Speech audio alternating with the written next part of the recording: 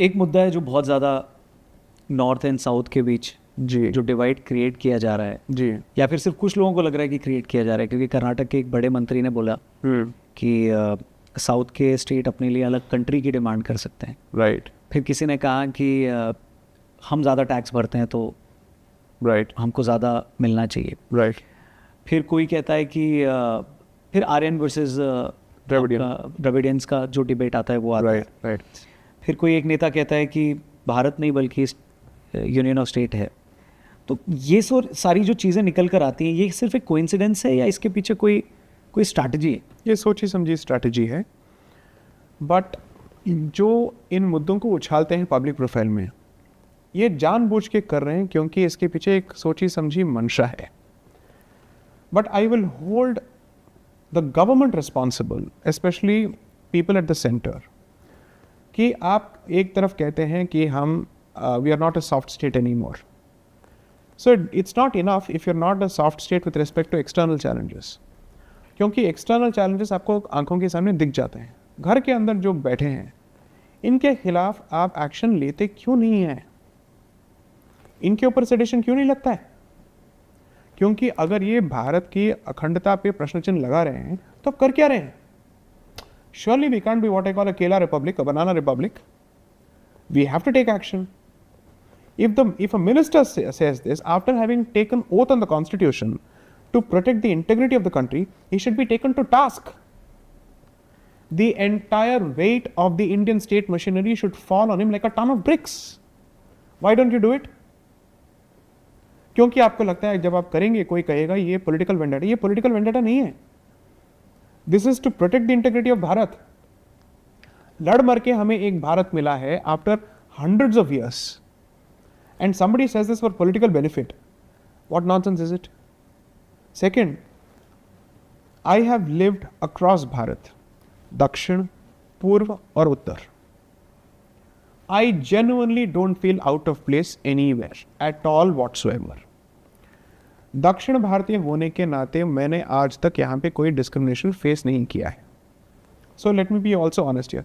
कभी कभार कोई रंग पे कोई कमेंट कर देता है। According to me that is not a function of culture, that's a function of human pettiness, and that is possible anywhere. Correct. ऐसा नहीं कि साउथ में गोरे लोगों के बारे में कुछ कहा नहीं जाता है। कहते हैं। So according to me, I will not believe in this north south divide because it does not exist. As someone who has come from the south, let me say this in perhaps the most candid way possible. Delhi is a land of opportunities. यहाँ पे जितने भी लोग आते हैं, they know कि यहाँ पे हार्ड वर्क करेंगे तो उसका एक नतीजा निकलेगा। Lot of people bitch and whine about Delhi. I don't agree with it. I don't agree with it at all whatsoever.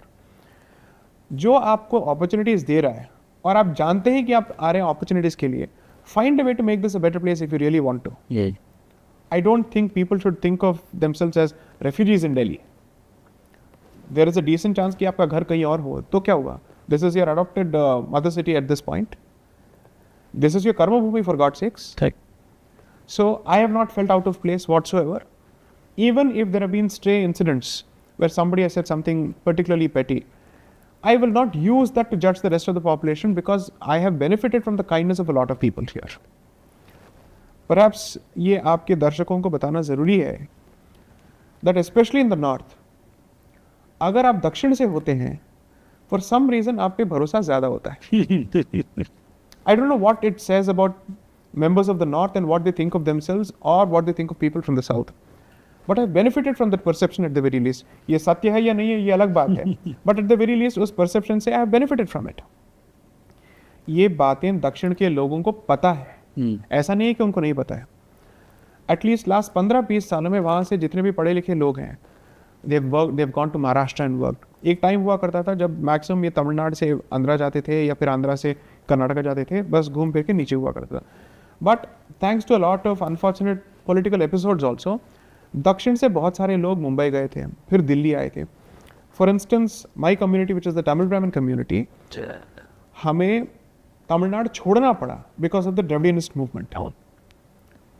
Kashmiri पंडितों को भगाया था वहाँ के जिहादियों ने।